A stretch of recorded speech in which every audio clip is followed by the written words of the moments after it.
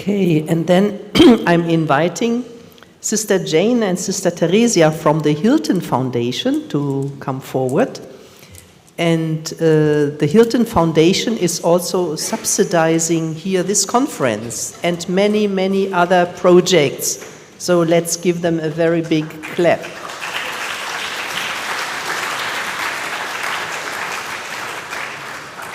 And their topic is strengthening safeguarding culture, systems and practices, the case of Catholic sisters in legal profession, Kenya.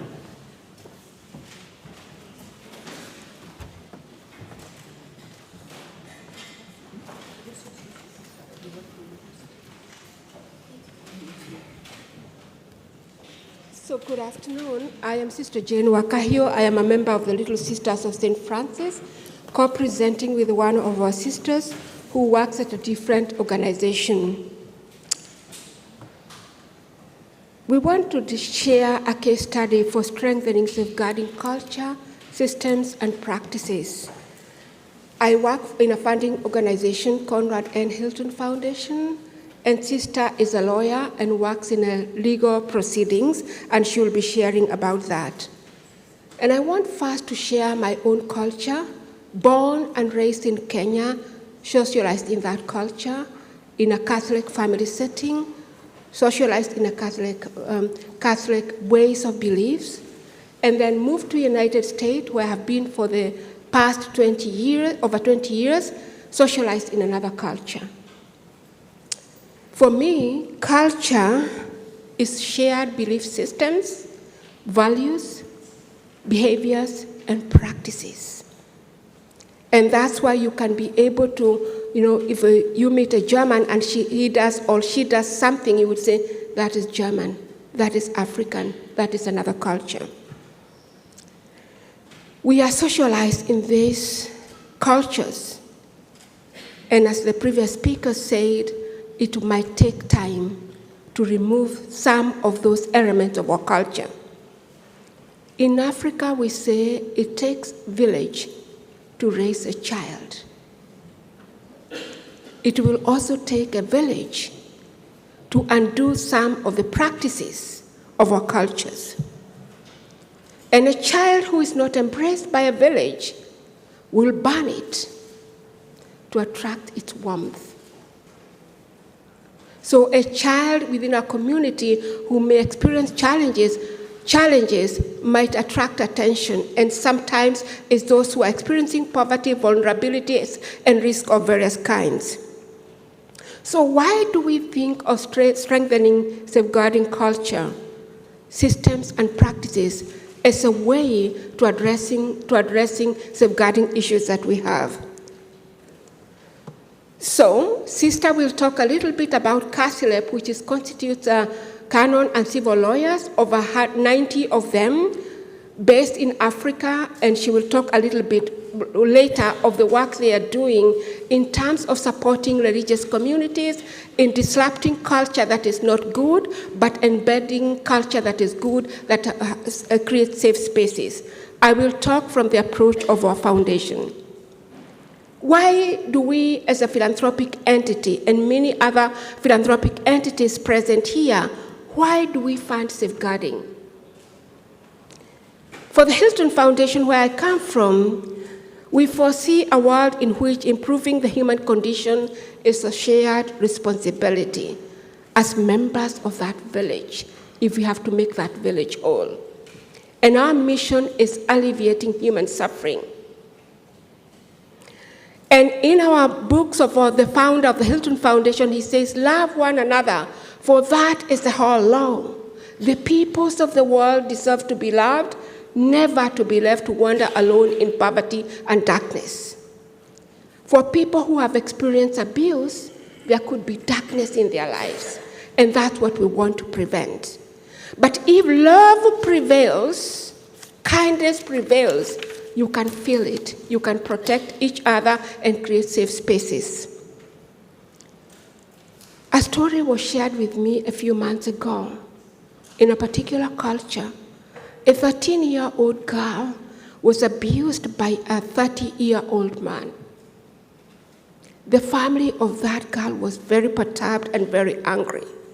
And in that particular culture, they have to get a 13-year-old girl or 14-year-old girl from that another family of the abuser, and then that child would be abused by another person of that other family so that to equal the pain.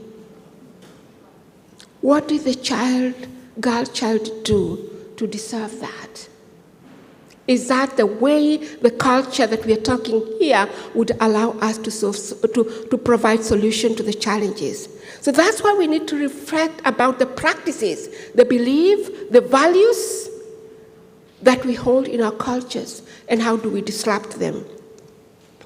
For us at the foundation, we have taken it in as a responsibility to integrate safeguarding principles, protocols, and procedures, and supporting the communities that we work with, not only to integrate those processes, but also to work together towards building safer spaces, to promote risk and to promote prevention practices, but also to create safe environments. That is each of the organizations we work with. That's something we would want to ensure it happens. We also build networks that work to enhance safeguarding practices within those organizations that we work with, the employees, the communities they serve, so that we are building a culture of safeguarding and strengthening the systems. We support creation of grievances redressal initiatives so that all of us can know where can I report and not get retribution, and how can my case be investigated, but also how can I be supported psychologically, and you will hear Sister speaking about that. The work at the Foundation on Safeguarding is embedded within CASILEP social teaching principles. Dignity of the human person is core.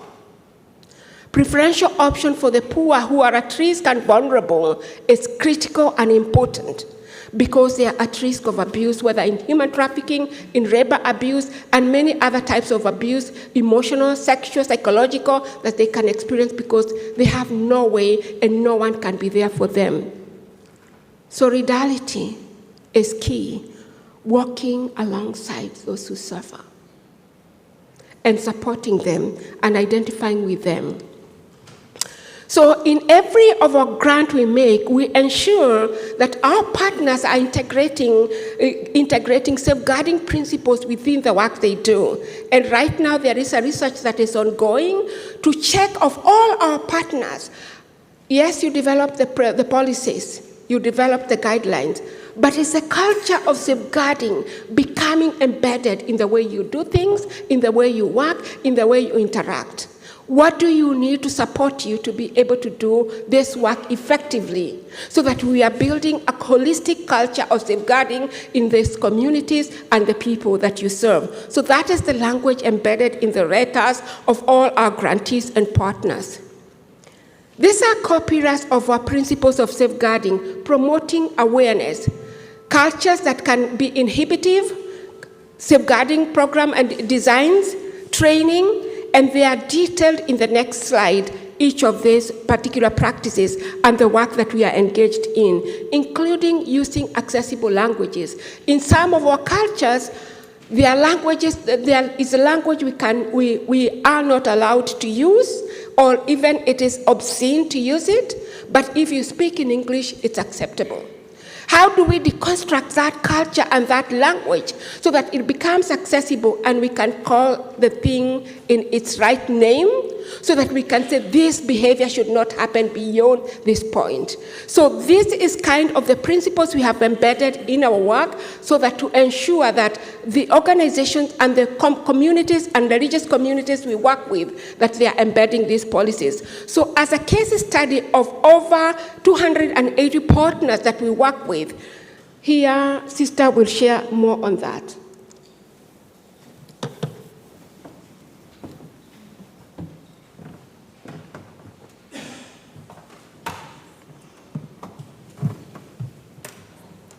So I've already been introduced as Sister Teresiah Muthoni.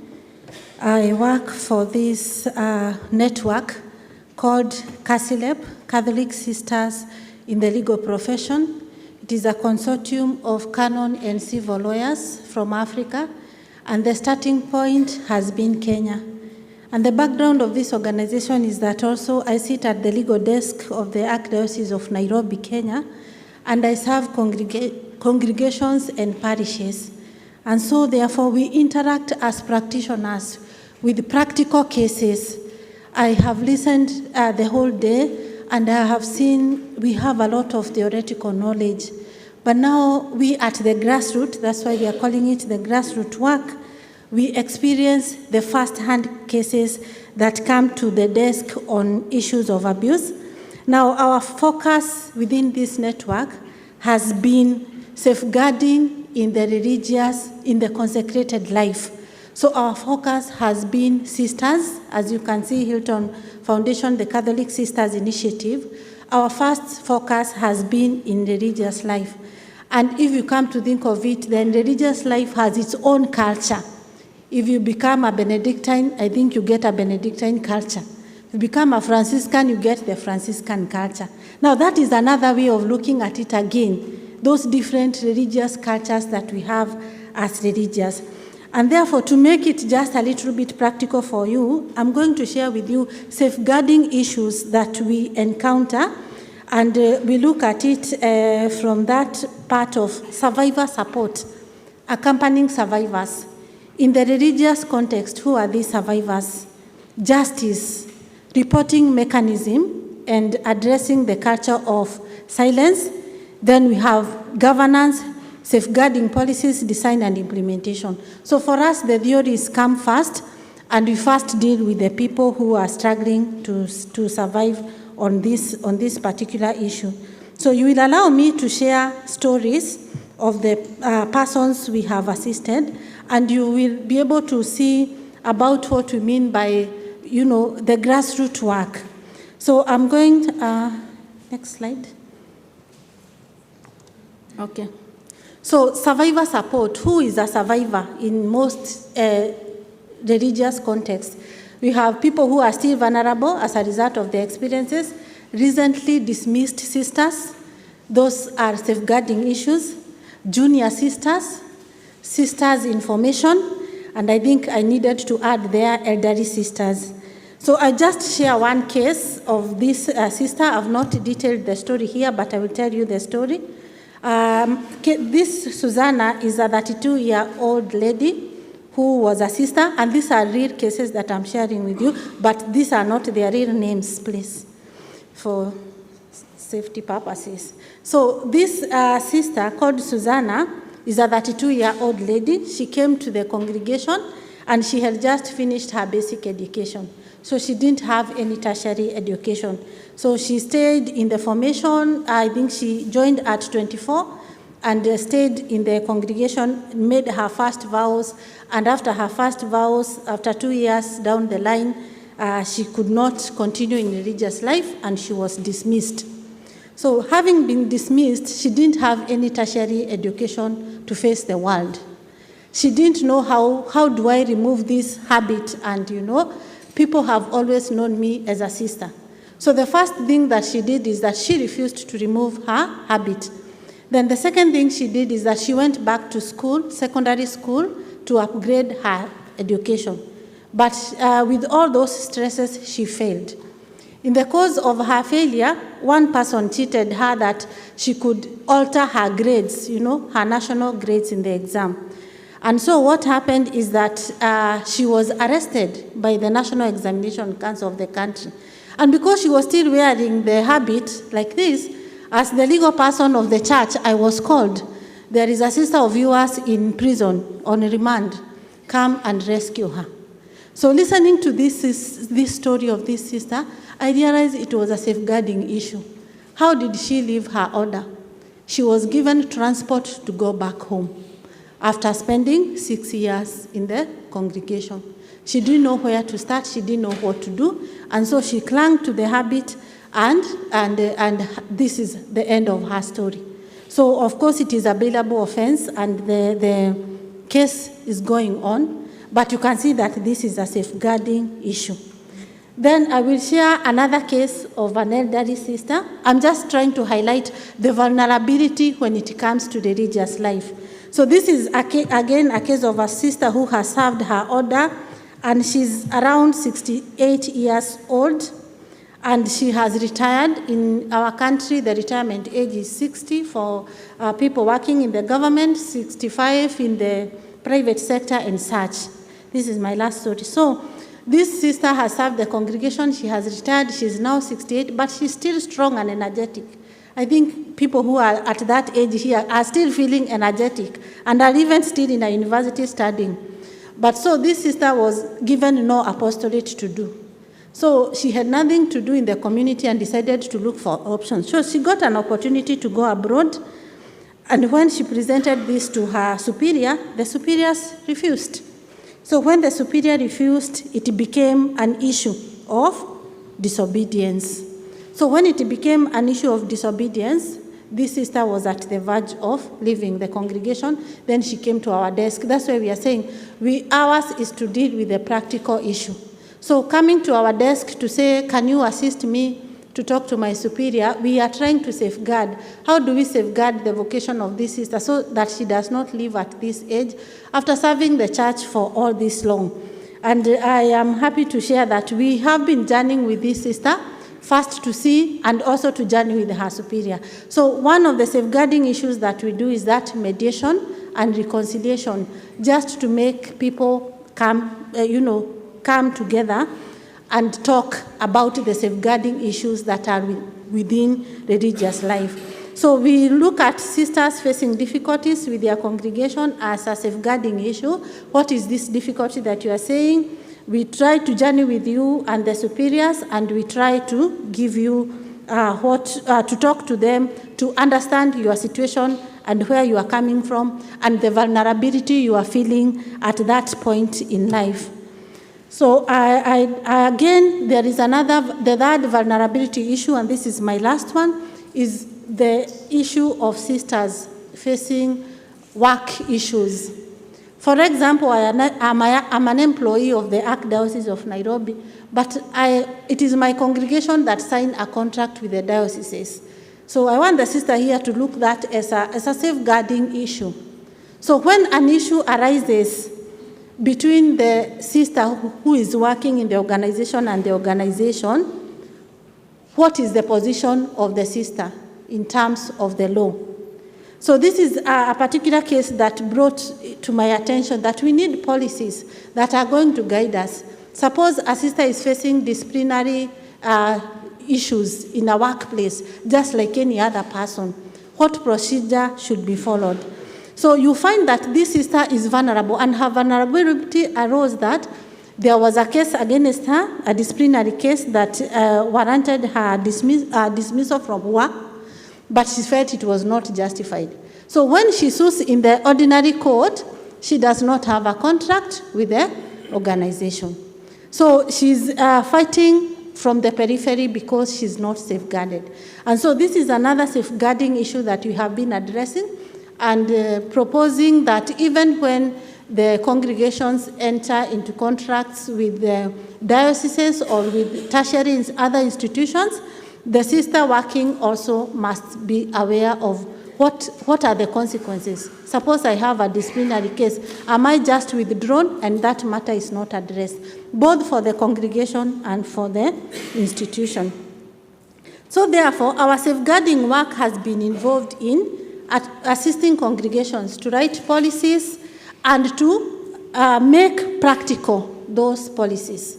So the policies we have, like even within the diocese, is our work as sisters or as people entrusted with this legal work to go down and train the teachers in schools, train the congregations at their domestic level, and assist them to internalize those policies. So I can say that for me, this was a very good opportunity to meet all these people, to know that we have the theory, we have the substance of safeguarding, but now we need to cascade it down where the rubber meets the road. Thank you very much.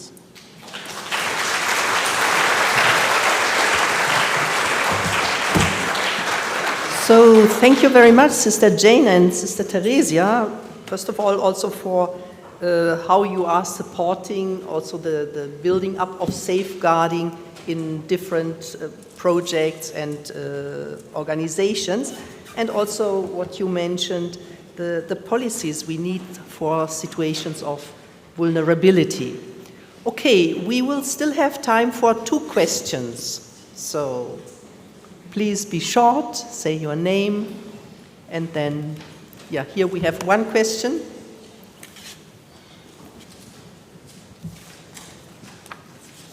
I'm Sister Marjolein from the Netherlands. I have 1 small question. Do vulnerable sisters in Kenya know about CASILEP? And how can they know about that?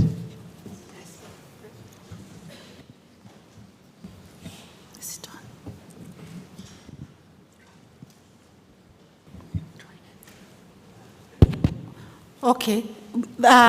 CASILEP is now 1 year old, and most of our work has been that training of the superiors. In fact, in the coming month of July, we have, because we collaborate with the Association of Sisterhoods of Kenya, they have housed us. So we have an input to the superiors to make them aware of CASILEP. But through online meetings, we have been making ourselves known. And I can tell you, we already have this volume of cases that you are seeing me sharing about. So the awareness is growing. Can I add something? I also want to add, CASILEP is working on the legal and cases. We also partner with a group like Tangaza, where Jacinta comes from. They are doing a training in the formation houses. Because if we have to change a culture, we don't have to start at the top. Yes, the top is important, but at the entrance stage, the young women who are entering religious life, they come from different cultures. They have different traumas and experiences.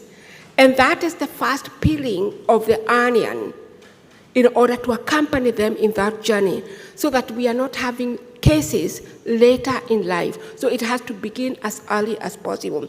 So it's interventions at different levels, in different ways, in order to embed and to build a practice of safeguarding within the communities. Thank you very much. Okay, the second question and last question. Okay, I don't see a hand. It seems there is no other question. So thank you again very much, and thank you and God's blessing for your mission.